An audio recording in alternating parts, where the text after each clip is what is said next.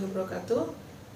Sekarang jumpa lagi dengan saya, Diana Zaini, untuk mata kuliah pengantar hukum bisnis dengan materi lanjutan tentang masih dengan pengusaha, pekerja, dan hubungan kerja.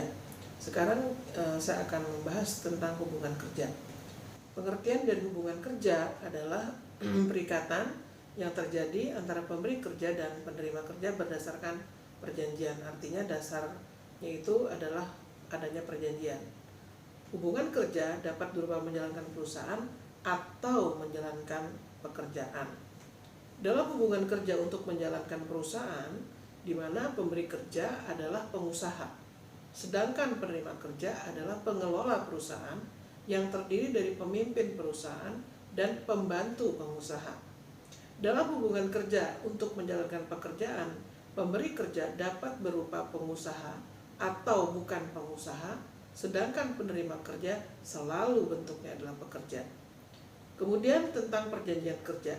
Perjanjian kerja ini pengaturannya diatur di dalam bab 3, buku 3, bab 7A, Kitab Undang-Undang Hukum Perdata, yang dimana perjanjian kerja ini adalah perjanjian yang termasuk di dalam pengaturannya ada di dalam KUH Perdata, bukan di luar, tetapi ini di dalam KUH Perdata, ya.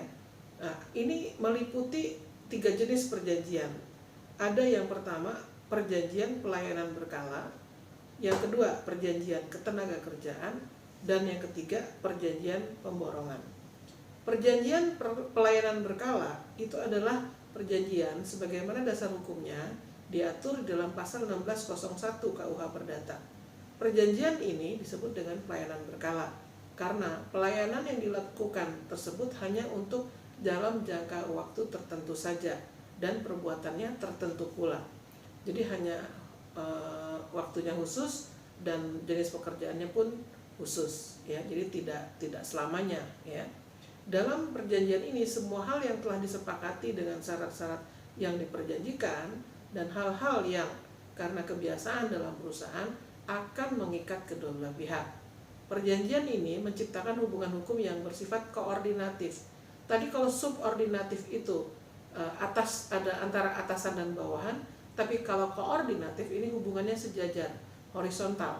Kalau yang subordinatif tadi vertikal, ya.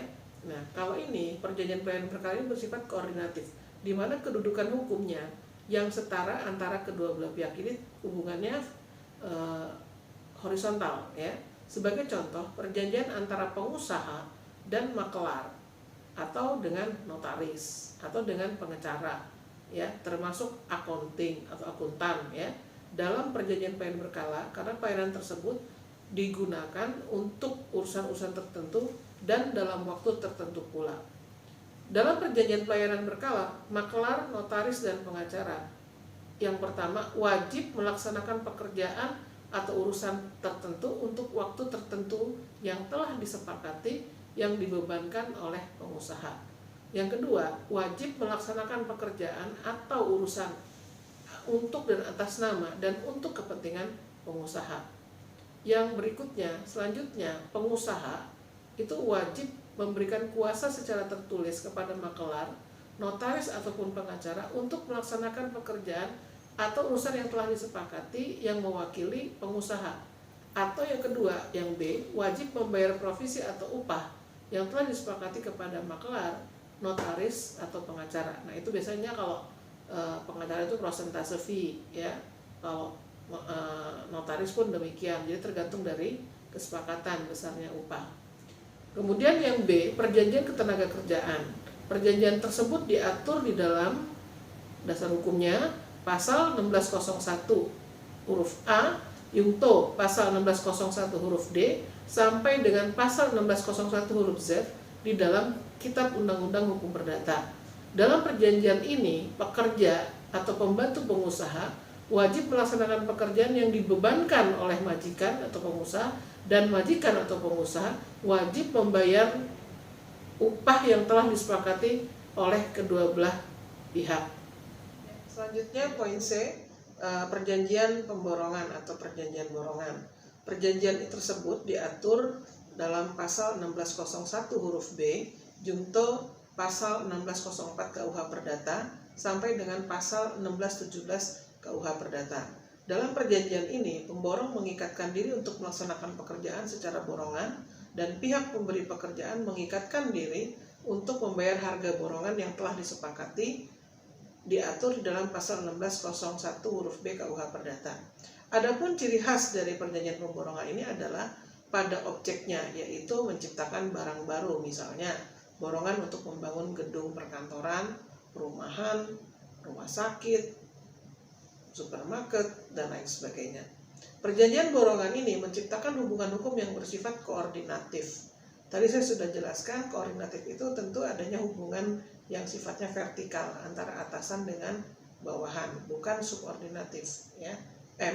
Kalau koordinatif itu adalah hubungan yang horizontal. Kalau yang subordinatif itu adalah hubungan yang vertikal antara atas dan bawahan. Kalau dia koordinatif berarti sejajar. Ya, artinya perjanjian borongan yang bersifat koordinatif ini adanya kedudukan hukum yang setara antara pemberi pekerjaan dan pemborong. Perjanjian borongan bersifat tidak tetap dan selalu tertulis yang dituangkan di dalam kontrak atau perjanjian yang bentuknya atau bersifat tertulis. Pihak pemberi pekerjaan dapat berupa pengusaha dan dapat pula bukan pengusaha, misalnya dari instansi pemerintah atau perusahaan-perusahaan swasta, kemudian yayasan pendidikan, dan sedangkan pihak pemborong biasanya selalu menjadi pengusaha. Nah, dalam perjanjian borongan, pemborong itu pertama wajib melaksanakan pekerjaan secara borongan sesuai dengan syarat-syarat yang telah ditetapkan secara baku dalam kontrak yang dibuat antara kedua belah pihak. Ya, jadi memang ini sifatnya perjanjian standar biasanya. Kenapa? Karena akan diulang-ulang terus-menerus dan salah satu pihak akan menentukan isi dari pasal-pasal perjanjian tadi, yaitu pihak yang memberikan pekerjaan. Ya, bukan kalau memang tidak sepakat ya udah take it or leave it, itu perjanjian standar ya atau standar kontrak. Kemudian yang B, wajib memberi laporan secara periodik kepada pihak pemberi pekerjaan mengenai kemajuan pekerjaan yang telah disanakan.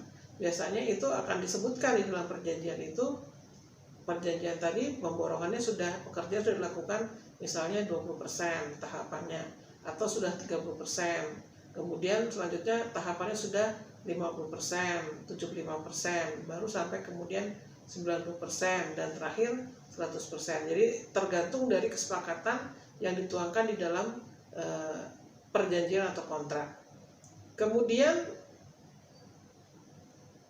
pihak pemberi pekerjaan itu wajib membayar harga borongan, tentu ya, sesuai dengan kemajuan pekerjaan yang telah dilaksanakan oleh pihak pemborong atau dalam perjanjian borongan.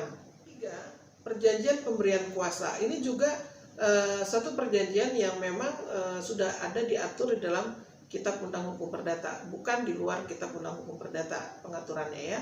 Perjanjian pemberian kuasa ini diatur di dalam pasal 1792 KUH Perdata sampai dengan pasal 1819 KUH Perdata.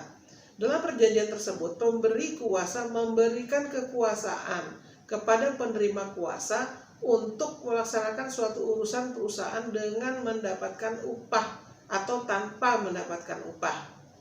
Sebagaimana ada pengaturannya dalam pasal 1792 dan 1794 KUH Perdata. Jadi bisa juga dapat upah, bisa juga tidak dapat upah ya untuk si pihak antara pemberi kuasa dan penerima kuasa. Dalam perjanjian pemberian kuasa, pihak pemberian kuasa itu adalah pihak yang menjadi pengusaha, sedangkan penerima kuasa adalah juga biasanya pengusaha atau biasanya pekerja. Perjanjian pemberian kuasa akan menciptakan hubungan hukum yang juga bersifat koordinatif atau sejajar ya, sifatnya horizontal. Artinya kedudukan hukum yang setara antara kedua belah pihak, di mana hubungan hukum tersebut ada yang tidak bersifat tetap dan ada pula yang bersifat tetap.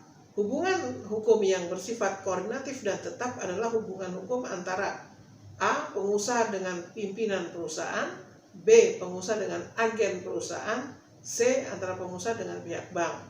Sedangkan hubungan hukum yang bersifat koordinatif tetapi tidak tetap adalah hubungan hukum antara A. Pengusaha dan makelar, B. Pengusaha dan komisioner, C. pengusaha dan notaris, D. pengusaha dengan pengacara. Itu yang tidak tetap tapi dia koordinatif. Demikian materi yang saya sampaikan untuk saat ini. Kita akan lanjutkan atau saya akan lanjutkan dalam materi berikutnya. Terima kasih. Assalamualaikum warahmatullahi wabarakatuh.